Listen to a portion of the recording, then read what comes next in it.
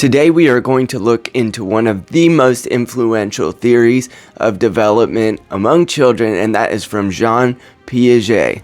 Piaget believed that children develop in some unique and creative ways through techniques called accommodation and assimilation.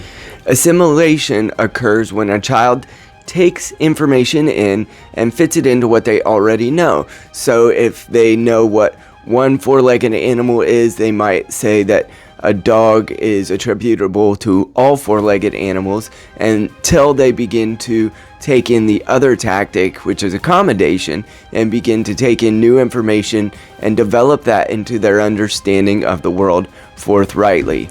The first stage of the four that Piaget developed was the sensory motor stage, and this happens at about age 2, and it's the reason why the game Peekaboo actually works, and it has to do with object permanence, which means, do the kids believe that if they can't see the thing, that it still exists? And so if you hold up a sheet in front of your face, all of a sudden you are gone from the universe until they develop object permanence, which means that, in fact, Peekaboo would not work anymore. So you move down the sheet or the piece of paper and you say boo, and it surprises them because they just don't have an understanding that that object persists whether or not they can see it. The next stage is called the pre-operational stage, and this takes place from about ages 2 to 7.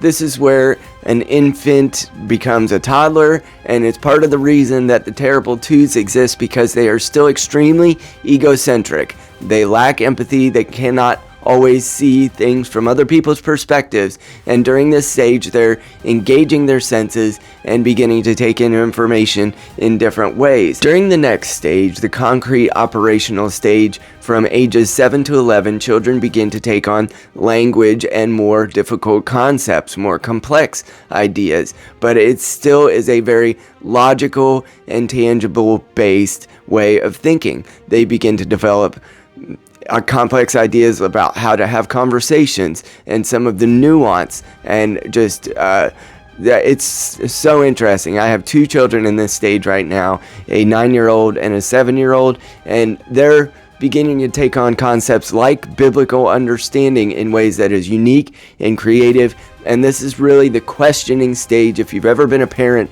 of a child in this stage, they begin to develop and formulate their way of understanding the world, and how does that relate to them. The final stage is the formal operational stage, which takes on adolescence starting at about age 12 and running into adulthood. This is where abstract thinking develops, and they can think about hypothetical situations. It is also when they begin to take their worldview cues from possibly influences outside of the family, so their peers begin to be a vastly broader influence into their worldview than it was from just the authorities that they had in their other operational stages. This is where logic becomes much more abstract. They can think in nuanced ways, and they can develop complex ideas and how that relates to the world writ large. Piaget's developmental theories have been a really important way, and it's kind of an original gangster in some of the other ideas about how children are conditioned into the world. So he has been a drastic influence in how we understand the ways in which we can speak to the individual developmental stages among children and meet them sort of where they're at, in contrast to just expecting them to take on adult concepts and ideas in ways that would in other times not be fruitful. We would ultimately try to mature children too quickly, or expect them to understand things too early in their developmental stages, and Piaget's suggestions have really impacted how we teach children, how we raise children, and what we should expect from children psychologically as they grow.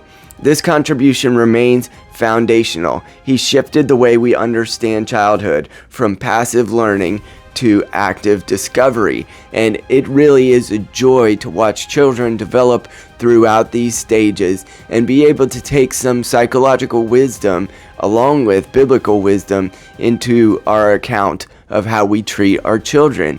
Piaget has still held court in terms of the psychological theories about how children are raised, how they learn, and how we can best impact them during these unique 4 stages of cognitive development. There are several works that might be suggested if you are interested in finding some of the ways that these theories are detailed throughout the psychological literature. One is titled The Psychology of the Child by Jean Piaget in 1972. Then we have The Developmental Psychology, Childhood and Adolescence. That's Schaefer and David in 2014. And then Burke in 2018 wrote The Development Through the Lifespan. All of these give details of Jean Piaget's works and how exactly we can use these developmental stages to try to impact the raising of children, the therapy of children, the psychological development of children, and even the physical health of children throughout these stages, which is impacted by their experiential, how they experienced life throughout each of these stages.